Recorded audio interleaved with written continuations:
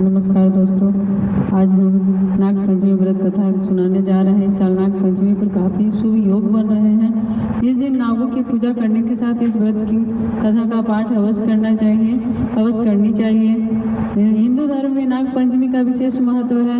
हर साल श्रावण मास के शुक्ल पक्ष की पंचमी तिथि को इस पर्व को मनाया जाता है। इस दिन हर कोई अपनी श्रद्धा के अनुसार नाग देवता की पूजा करने के साथ उन्हें दूध पिलाते हैं। ये दिन पूजा करने के साथ साथ इस पौराणिक कथा को अवश्य सुनना चाहिए। आइए जानते हैं नाग पंचमी व्रत की कथा। प्राचीन काल में एक सेठ जी थे जिनके 7 पुत्र थे। 7 पुत्र विवाहित थे। इन्हीं 7 में से सबसे छोटे पुत्र की पत्नी काफी चरित्रवान और श्रेष्ठ थी, लेकिन उसका कोई भाई नहीं था। एक दिन सेठ जी की सबसे बड़ी बहू ने घर लिपने के लिए पीली मिट्टी लाने को सभी बहुओं के साथ चलने के लिए कहा, तो सभी बहुएं धनिया और खुरपी लेकर मिट्टी खोदने लगी। तभी वहां एक सांप निकला। जैसे ही बड़ी बहू ने देखा तो उसे खुरपी से मारने की कोशिश करने लगी। ऐसे में छोटी बहू ने तुरंत उसे सांप मारने से रोका। ऐसे में बड़ी बहू ने सांप को नहीं मारा। ऐसे में सांप उस स्थान से हटकर एक ओर जाकर बैठ गया। फिर छोटी बहू ने सांप से कहा, मैं अभी लौट कर आती हूँ, तुम यहाँ से कहीं मत जाना। यह कहकर वह सबके साथ मिट्टी लेकर घर चली गई, लेकिन घर में कामकाज के कारण सांप को दिया बाधा भूल गई।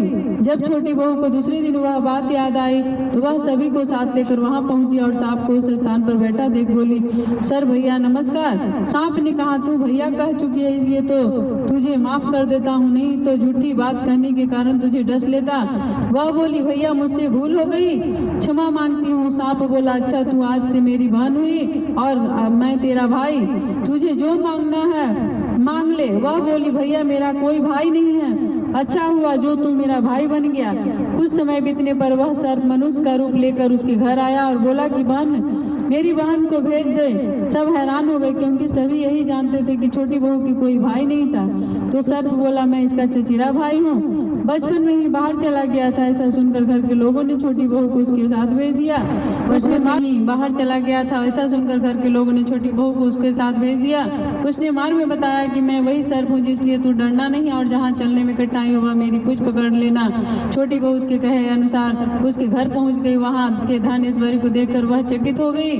एक दिन सर्प की माता ने उससे कहा, मैं एक काम से बाहर जा रही हूँ, तू अपने भाई को ठंडा दूध पिला देना।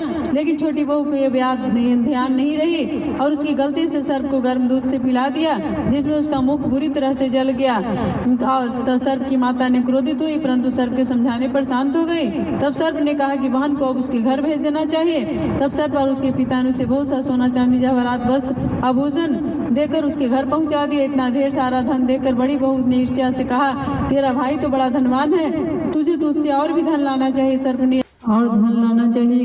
ने यह वचन सुना तो सब वस्तुएं सोने की लाकर दे दी। यह देखकर बड़ी बहू ने कहा कि इन्हें झाड़ने की झाड़ू भी सोने की होनी चाहिए। तब सर्प ने झाड़ू भी सोने की लाकर रख दी। सर्प ने छोटी बहू को हीरा मणियों का एक अद्भुत हार दिया था। उसकी प्रशंसा उस देश की रानी ने भी सुनी और वह राजा से बोली कि सेठ की छोटी बहू का हार यहाँ आना चाहिए। राजा ने मंत्री को हुक्म दिया कि उससे वह हार लेकर शीघ्र उपस्थित हो। मंत्री ने सेठ से जाकर कहा कि महारानी जी छोटी बहू का हार पहनेंगे, वह उसे लेकर मुझे दे दो। सेठ जी ने डर के कारण छोटी बहू से हार मांगकर दे दिया। छोटी बहू को यह बात बहुत बुरी लगी। उसने अपने सर्व भाई को याद किया और आने पर प्रार्थना की, भैया रानी ने हार छीन लिया है, तुम कुछ ऐसा करो कि जब वह हार उसके गले में रहे तब तक के लिए सर्प बन जाए, तो मुझे लौटा दे, मणियों को हो जाए। सर्प ने ठीक वैसा ही किया। जैसे ही रानी ने हार पहना वैसे ही सर्प बन गया। यह देखकर रानी चीख पड़ी और रोने लगी। यह देख राजा ने सेठ के पास खबर भेजी कि छोटी बहू को तुरंत भेजो। सेठ जी डर गए कि राजा न जाने क्या करेगा। वह स्वयं छोटी बहू के साथ लेकर उपस्थित हुए। राजा ने छोटी बहू से पूछा। छोटी बहू बोली, राजन दृष्टा क्षमा कीजिए, यह हार ही ऐसा है कि मेरे गले में हीरो और मणियों का रहता है और दूसरे के गले में सर्प बन जाता है। यह सुनकर राजा ने वह सर्प बना हार उसे देखकर कहा, अभी पहनकर दिखाओ। छोटी बहू ने जैसे उसे पहना वैसे ही हीरो मणियों का हो गया।